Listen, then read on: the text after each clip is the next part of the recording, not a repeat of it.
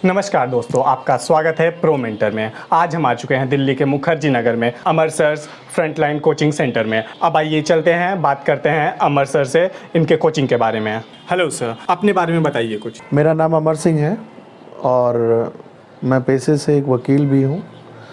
और संघ लोक सेवा आयोग की जो परीक्षा है, जिसे हम सिविल सर्विसेज के नाम से जानते हैं, इसके अलावा स्टेट पीसीएस की जो परीक्षा है और जुडिशियल सर्विसेज की जो परीक्षा होती है, उसके लिए हम तैयारी करवाते हैं। और यहाँ पर हम जनरल स्टडीज़ या सामान्य अध्ययन की तैयारी करवाते हैं। हमारी कोचिंग में जो सबसे ज़्यादा फेमस है वो सामान्य अध्ययन का एक ऐसा कोर्स हमने डिज़ाइन किया है कि बहुत गरीब तबके का भी बच्चा हो वो भी पढ़ाई कर ले, और अगर ठीक ठाक घर से हैं तो वो भी पढ़ लें। इसी वजह से हमने देखा है कि मार्केट में 1 लाख, 1.5 लाख, 2 लाख रुपए फीस है, तो गरीब तबके के जो बच्चे हैं वो पहली बात तो हिम्मत ही नहीं जुटा पाते हैं। तो हमने सोचा कि कुछ एक ऐसा मीडियम बनाया जाए जहां प्रारंभिक परीक्षा तक के लिए बच्चों को तैयार करने के लिए बहुत ही नॉमिनल चार्जेस के ऊपर जीएस उन्हें तैयार कराया जाए।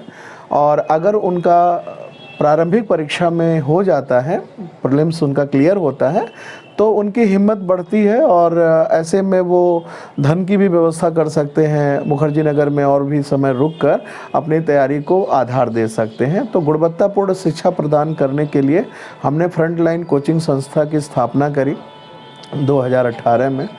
2018 में जब हमने इसकी शुरुआत करी तो 1 बैच, 2 बैच, 3 बैच, ऐसे तमाम बैचेस बनते गए। बहुत सारे छात्रों का प्यार मिला और उन्हें पढ़ाने का अवसर मिला। अभी तक हम लोगों ने डिफरेंट जगहों पर अगर देखें तो लगभग हमारे पास 4,500 से 5,000 बच्चे जो है पढ़ के जा चुके हैं कोरोना से पहले। कोरोना के बाद स्थितियां थोड़ी ख़राब हुई, उसके बाद अब धीरे धीरे मार्केट फिर से जो है शुरू हो रहा है। तो अब हम लोग जो है कुछ नए तरीक़ों से और नए एक्सपेरिमेंट करके सामान्य अध्ययन को पढ़ाने का प्रयास कर रहे हैं। सामान्य अध्ययन एक ऐसा पेपर है, आप इसको ऐसे समझ सकते हैं कि जैसे खाने में जो चटनी होती है, जो किसी भी खाने के साथ यूज हो जाती है, तो सामान्य अध्ययन भी बिल्कुल वैसा ही है। आप सामान्य अध्ययन की जब तैयारी करेंगे तो आप भारत की कोई भी परीक्षा हो, चाहे वो 1 दिवसीय परीक्षा हो या आईएएस पीसीएस की परीक्षा हो, ये डिसाइडिंग फैक्टर होता है जनरल स्टडीज़। और जनरल स्टडीज़ के 3 लेयर्स होते हैं। पहले आप उसको समझिए, यानी लर्निंग प्रोसेस को देखिए। इसके बाद आप उसको प्रिपेयर करिए, प्रोसेसिंग करिए, और प्रोसेसिंग करने के बाद उसको आउटपुट दीजिए। किसी भी परीक्षा को तैयार करने से पहले 2 चीज़ें बहुत महत्वपूर्ण होती हैं। आप उस परीक्षा में जो भी आपका उसमें आपको पहले प्रारंभिक परीक्षा के लिए देखना पड़ता है, तो जो सिलेबस निर्धारित किया जाता है उसके बारे में सिलेबस देखना चाहिए, और जो पुराने क्वेश्चन पेपर आए हुए होते हैं उनके बारे में देखना चाहिए। ये 2 बड़ी महत्वपूर्ण चीज़ें हैं। इन दोनों चीज़ों पर अगर आप फोकस्ड होंगे तो आपका लोकस और फोकस ये दोनों क्लियर हो जाएगा और समयबद्ध तरीके से जो है आप अपने परीक्षा को पास कर पाएंगे। सर, जैसे भी किसी भी छात्र को सबसे बड़ी समस्या आती है धन जमा करना, तो आपका फ़ी स्ट्रक्चर क्या है, उसके बारे में बताइए कुछ। देखिए, हमारा जो कोर्स है ये लगभग 300 घंटों का है। 300 आवर्स हम पढ़ाते हैं, जिसमें हम इंडियन कॉन्स्टिट्यूशन एंड पॉलिटी, जो मैं खुद पढ़ाता हूँ, हिस्ट्री और इकोनॉमिक्स, ज्योग्राफी एंड बायो में जूलॉजी, बॉटनी एंड केमिस्ट्री है, और इकोनॉमिक्स के पेपर हैं। तो ये सारे सब्जेक्ट्स हमारे यहाँ अलग अलग टीचर्स पढ़ाते हैं, और ये सारे अलग अलग टीचर्स को जो पेमेंट मुखर्जी नगर में देना पड़ता है, ये आप मान कर चलिए कि मिनिमम 500 रुपये से लेकर 800 रुपये घंटे तक हमारे यहाँ टीचर्स जो है पेमेंट पाते हैं। तो ऐसे में फ़ीस भी हमें ऐसी रखनी पड़ती है कि हम उनको पेमेंट भी दे पाएँ। 300 घंटा अगर हम बच्चों को पढ़ा रहे हैं तो उस हिसाब से हमारे पास इतना पैसा ज़रूर आ जाए कि हम अपना किराया दे लें, टीचरों का पेमेंट दे लें, और साथ में जो बिजली पानी अन्य खर्चा, स्टाफ का खर्चा है, वो सब भी निकल जाए। तो हमने कैलकुलेशन किया और पाया कि अगर हम 1 घंटे को 32 रुपये में पढ़ाएं, तो मुझे लगता है कि अगर एक बच्चे से हम 9,300 रुपया लें तो हम अपने खर्चे को निकाल सकते हैं। और इसके लिए हमें सरकार को जीएसटी भी देना पड़ेगा और सीए को भी पैसा देना पड़ता है। तो कुल मिलाकर हम लगभग 2700 रुपये की और हमें ज़रूरत पड़ेगी। तो हमने हमारी फ़ीस को 12,000 रुपये रखा। शायद भारत की एकमात्र ऐसी कोचिंग होगी जो इतने कम दाम पर उस लेवल पर पढ़ाती है कि आप आईएएस पीसीएस की प्रारंभिक परीक्षा या किसी भी वनडे एग्ज़ाम को जो है आप क्लियर कर सकते हैं। 12,000 रुपये में हमारे पास से 2700 रुपये जो है वो जीएसटी निकल जाता है, 500 रुपये जो है सीए का एंट्री फीस निकल जाता है, 9,300 रुपये हमारे पास बचता है। उस 9,300 में से हमें 7-8 टीचरों का पेमेंट देना होता है, स्टाफ का खर्चा देना होता है और ये सारे काम करने पड़ते हैं। तो मुझे लगता है कि 32 रुपये घंटे के बराबर क्लास एक बच्चे का पड़ता है और इसने नॉमिनल फीस पर शायद हिंदुस्तान में कोई ना पढ़ा सके। जी सर, अपने फैकल्टी के बारे में कुछ बताइए, कौन कौन से टीचर यहाँ पे पढ़ाते हैं बच्चों को क्लास में? मेन फैकल्टी तो हमारे पास में जो है वो 6 लोग हैं, जिसमें मैं खुद भी पढ़ाता हूँ और संस्थान को एक अभिभावक के रूप में भी देखता हूँ। इसके अलावा जो है अर्चना मैम है जो कि ज्योग्राफी पढ़ाती हैं यूपीएससी के बच्चों के लिए, और इसके अलावा हासिम सर हैं वो हिस्ट्री पढ़ाते हैं। हमारे यहाँ पंकज सर हैं वो बायो पढ़ाते हैं, रवि सर फिज़िक्स पढ़ाते हैं, सोमी मैम और उदय सर केमिस्ट्री पढ़ाते हैं और रिंकल सर जो है वो इकोनॉमिक्स पढ़ाते हैं। सर, क्लास में क्या क्या फैसिलिटीज़ मिलती हैं एक स्टूडेंट को? क्लास की फैकल्टीज़ की अगर हम फैसिलिटीज़ की अगर हम बात करें तो हमारे यहाँ जो भी क्लासरूम है वो एसी वगैरह से यानी वातानुकूलित हैं, इक्विप्ड हैं।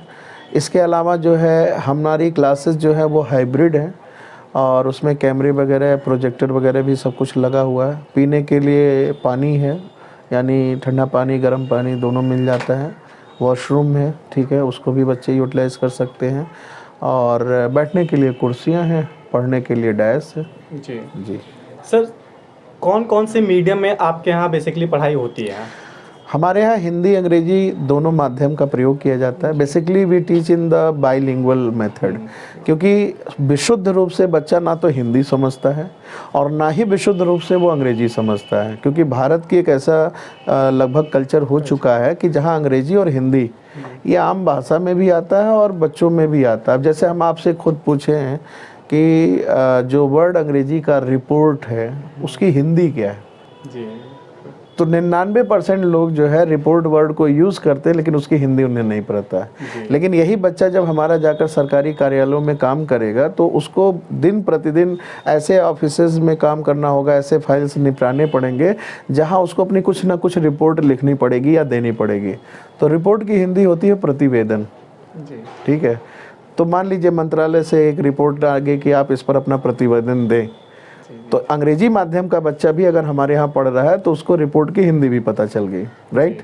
ऐसे ही आप एक वर्ड है हिंदी का कोई चीज़ जारी करना, जैसे अध्यादेश जारी किया गया, अब जारी जो है ये उर्दू का शब्द है, राइट, लेकिन अगर हिंदी में विशुद्ध रूप से कहा जाए तो वो उसको होता है प्रख्यापित करना। तो राष्ट्रपति ने अध्यादेश प्रख्यापित किया, प्रश्न में इस तरीके से आएगा, राइट। तो नॉलेज के पॉइंट ऑफ व्यू से भी उसका ज्ञानवर्धन हो रहा है और परीक्षा के लिए तो हो ही रहा है। तो ये एक फ़ायदा हो जाता है हिंदी अंग्रेजी के बच्चों का। और एक फ़ायदा और जो होता है, इंग्लिश मीडियम के जो बच्चे होते हैं उनका थोड़ा सा हिंदी कमज़ोर रहता है जी। और हिंदी मीडियम के बच्चे तो उनकी अंग्रेजी कमज़ोर रहती है, ठीक है। तो वाइस वर्सा हो गया। तो ऐसे में हम चूँकि दोनों माध्यम प्रोवाइड कर रहे हैं तो बच्चा चाहे तो एक एक्सपेरिमेंटल लेवल पर वो हिंदी अंग्रेजी दोनों के नोट्स अपने तैयार कर सकता है, राइट। तो जो उसको परीक्षा में जो जहाँ पर अंग्रेजी पूछी जाती है, जो सब्जेक्ट जो है उनके सब्जेक्ट जैसे एसएससी सीजीएल वगैरह, सीएचएल है, एमटीएस है, सीपीओ है, तो कई जगहों पर अंग्रेजी का अलग से पेपर होता है। तो उस पेपर में उनको फ़ायदा मिल जाएगा क्योंकि उनका वर्ड पावर बढ़ जाएगा। तो ये एक फ़ायदा है जो कि एक्स्ट्रा फ़ायदा है जी।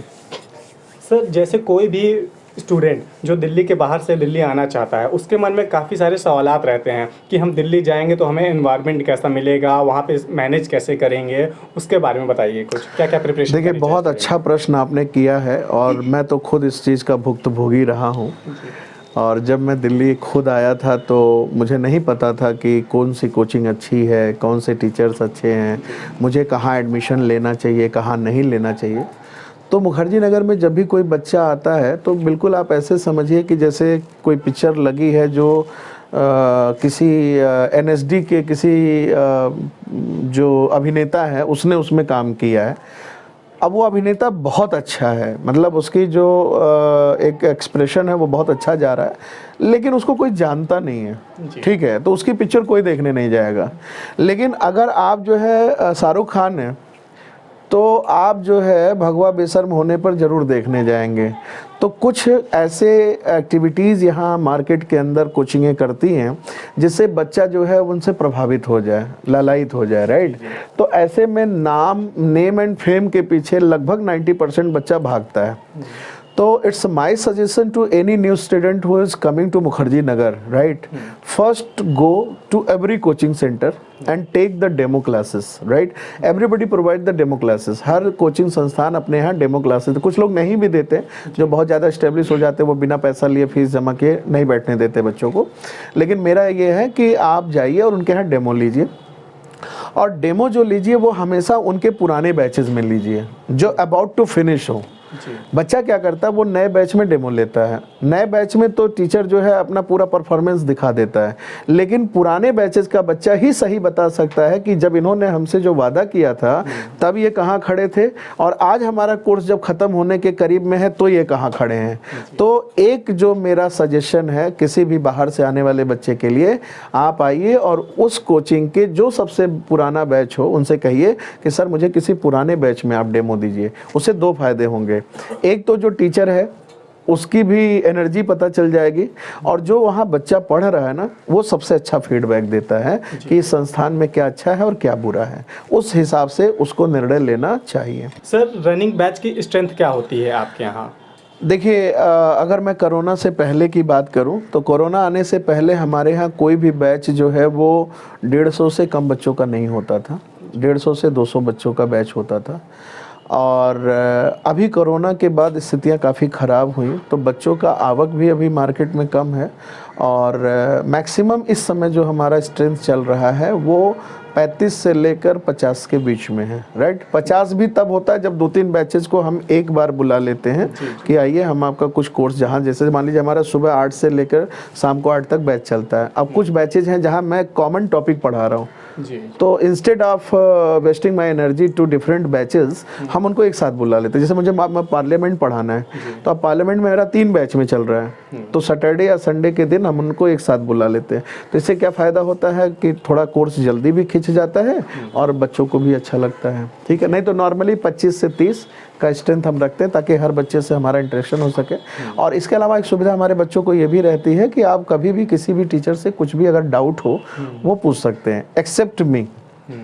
एक्सेप्ट मी का मतलब इस नाते नहीं है कि आप मुझसे पूछ नहीं सकते, मैं शायद ऐसा होता है कि डाउट छोड़ता ही नहीं हूँ। और मेरे लगभग 12 साल के करियर में ऐसा बहुत कम हुआ है कि क्लास के बाद बच्चा आके मुझसे पूछा हो कि सर इसमें आपने क्या पढ़ाया था। तो थोड़ा सा ये माता सरस्वती की कुछ ऐसी अनुकंपा है कि डाउट बचता नहीं है। फिर भी अगर बच जाता है तो वी आर 24/7 अवेलेबल। रात में 2-2 बजे तक भी मेरे पास मैसेज आते हैं, क्वेश्चंस आते हैं कि सर इसका क्या आंसर है, कहीं परीक्षा देकर आए उसका स्क्रीनशॉट भेज देते, तो we are always ready to help them. Thank you sir, बहुत अच्छा लगा आपसे बात करके। बहुत बहुत धन्यवाद।